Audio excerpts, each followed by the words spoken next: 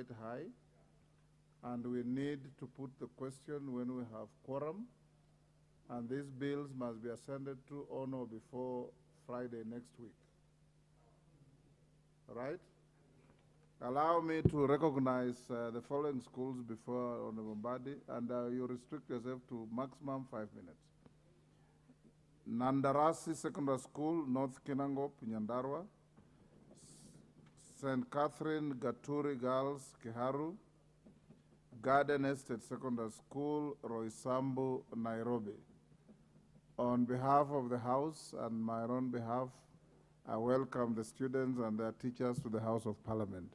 Honorable Mbadi, 5 minutes. If you can do less, the better. Thank you, Mr. Speaker. I'll do 5 minutes or less.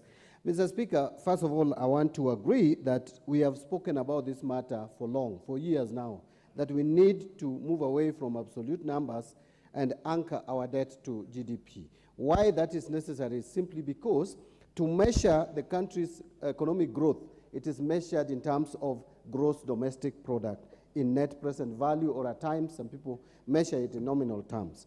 But Mr. Speaker, for you also to determine our ability to pay or repay our debts, then it should be anchored on economic growth, because it is from what the economic growth that will be able to meet our obligations. Mr. Speaker, and now I want to disclose that when this bill was first introduced on 6th of June by the Leader of Majority, Honorable Ichungwa, on 8th made a public pronouncement that the bill has been sneaked into the House at a time when we were very busy with finance bill and the budget estimate. And because the reason why I said so, and today I'm making that disclosure because from the contribution of the majority leader, then I think it would be fair to take back my words, because he has agreed that clause 6 has a problem. And that is the clause that really offended my conscience.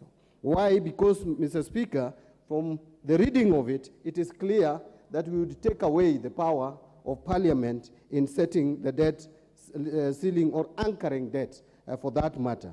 And what really made me a bit unhappy was where there was a proposal that the Cabinet Secretary would just make a report to Parliament, not even seeking post facto approval, just making a report. But, Mr. Speaker, even as we move to GDP, we need to be clear as a country on how do we measure the GDP of this country. I think it is controversial, and if we are going to peg our debt to GDP, then we need to have harmony and agreement on the same. Mr. Speaker, I want to conclude by saying I agree with the committee that, and I'm happy that the committee has recommended that we delete clause 4, because really, when you talk about advice, what is the definition of advice? Mr. Speaker, we have been with you in this parliament, especially in the 10th parliament, where advice became such a serious matter of debate.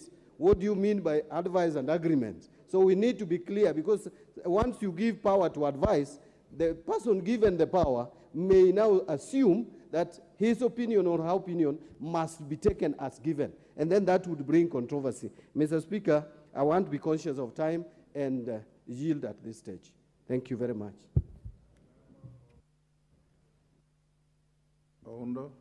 Thank you, Honorable Speaker. My party chair has been very brief, and I would imagine the time he has left is donated to me, but I'll strictly stick to your requirements. Yes. Honorable Speaker, it has always been said debt is always cheaper than equity. We have always taught in